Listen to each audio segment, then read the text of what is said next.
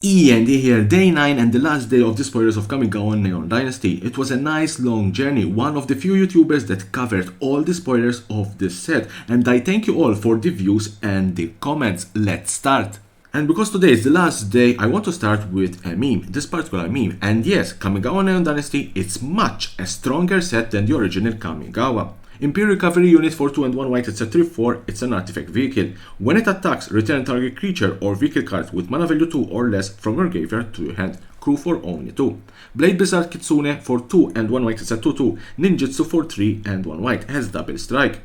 Go Shantai of Lost Wisdom for 1 and 1 blue, it's a 0/4, it's a legendary enchantment creature, it's also a shrine.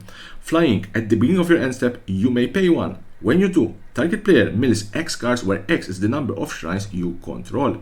The Long Reach of Night, this is one of those enchantment saga double face. 3 and 1 black. Chapter 1 and Chapter 2. Each opponent sacrifice a creature unless they discard the card. Chapter 3, exile it and transform it. And it transforms into Animus of Night's Reach. It's a 0/4 with Menace. Whenever it attacks, it gets +X/0 until end of turn, where X is the number of creature cards in defending player's graveyard. Kumano faces Kakazan, another enchantment saga double face. For only 1 red, Chapter 1, it deals 1 damage to each opponent and each planeswalker they control. Chapter 2, when you cast your next creature spell this turn, that creature enters the battlefield with an extra +1/+1 counter on it, which means that it will be modified. Chapter 3, exile it and return it to the battlefield transformed, and it transforms into Attaching of Kumano. 2/2, haste. If a creature dealt damage this way by a source you control would die, exile it instead. Colossal Sky Turtle, yes, a flying turtle. 4, 2 green and 1 blue. It's a 6/5 with flying and war 2. Has 2 channels ability. Channel 1, 2 and 1 green. Discard it, return target card from your graveyard to your hand. Channel 2, for 1 and 1 blue. Discard it, return target creature to its owner's hand.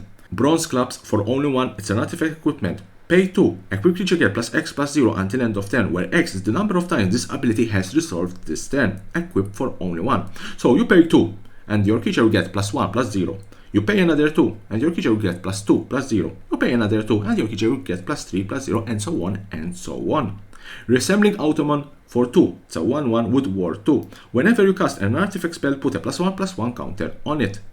The last few rare cards left. Farewell, 4 and 2 white, it's a sorcery. Choose 1 or more, exile your artifacts, exile your creatures, exile your enchantments, exile all graveyards. I think it's a card that could come in handy. A Ganjo Seat of the Empire, legendary land, tap for 1 white, channel 2 and 1 white, discard it, it deals 4 damage to target attacking or blocking creature. This ability costs 1 less to activate for each legendary creature you control. March of Swelling Mist for X and 1 blue, it's an instant, and as additional cost to cast the spell, you may exile a number of blue cards from your hand. The spell costs 2 less to cast for each card exiled this way. Up to X target creatures face out. I think it's a good response to any board wipe.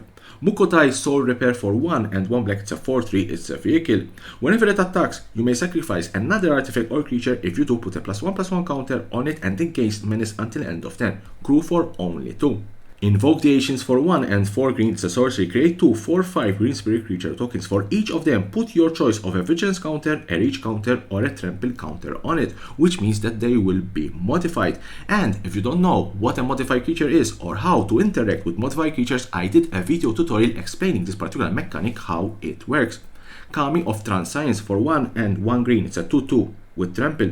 Whenever you cast an enchantment spell, put a +1/+1 counter on it. At the beginning of each end step, if an enchantment was put in your graveyard from battlefield this turn, you may return it from your graveyard to your hand.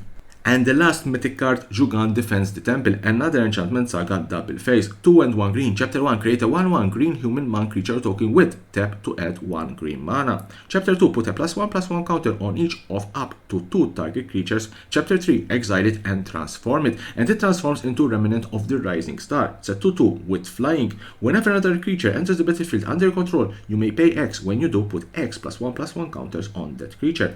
As long as you control 5 or more modified creatures, it gets +5/+5 and has trample. And I want to end this video with some cards spoiled for the Kamigawa Neon Dynasty pre-constructed commander decks, which cards can also be found in collector and set booster boxes. Myojin of Blooming Dawn, 5 and 3 white, it's a 4/6, enters the battlefield with an indestructible counter on it if you cast it from your hand. Remove an indestructible counter from it, create a 1/1 colorless spirit creature token for each permanent you control. Myojin of Cryptid brings 5 entry blue, it's a 3/3. Also enters the battlefield with an indestructible counter on it. Remove an indestructible counter from it. Copy target spell you control 3 times. Myojin of Grim Betrayers, 5 entry black, it's a 5/2. Also enters the battlefield with an indestructible counter on it. Remove an indestructible counter from it. Put on the battlefield under your control all creature cards in all graveyards that were put there from anywhere this turn. Play a board wipe. Myojin of Grim Betrayers has an indestructible counter on it, so it doesn't die. Then remove the indestructible counter and put back all creature cards from all graveyards on the battlefield on your side. Quite good. Myojin of Roaring Blades, 5 entry red, 7/4, also enters the battlefield with an indestructible counter on it. Remove an indestructible counter from it. It deals 7 damage to each of up to 3 targets. Myojin of Towering Might, 5 entry green, it's an 8/8. Also enters the battlefield with indestructible counter on it. Remove an indestructible counter on it. Distribute 8 +1/+1 counters among any number of target creatures you control. They gain trample until end of turn.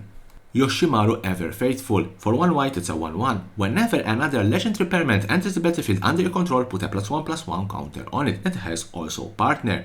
Honestly, I love the flavor text of this card. Day after day, he sat there knowing that the Wanderer, cioè the Emperor, would soon be back for him. Ruthless Technomancer, 3 and 1 black, it's a 2/4. Enters the battlefield, you may sacrifice another creature you control. If you do, create a number of treasure tokens equal to that creature's power. 2 and 1 black, sacrifice X artifacts, return target creature card with power X or less from your graveyard to the battlefield. X can't beat 0. And the last card, Go Shantai of Life's Origin, 3 and 1 green, it's a 3/4. Another legendary enchantment creature, Shrine. The 5 colors, tap, return target enchantment card from your graveyard to the battlefield. Whenever it or another non-token shrine enters the battlefield under your control, create a 1/1 colorless shrine enchantment creature token. And there's the shrine token, quite cute. So this was the last card in this particular last day of the spoilers of Kamigawa and E.N.D Dynasty. Subscribe to my channel for more and more interesting videos about Magic the Gathering and the collectible world. And don't miss, is it worth it to buy Kamigawa Neon Dynasty?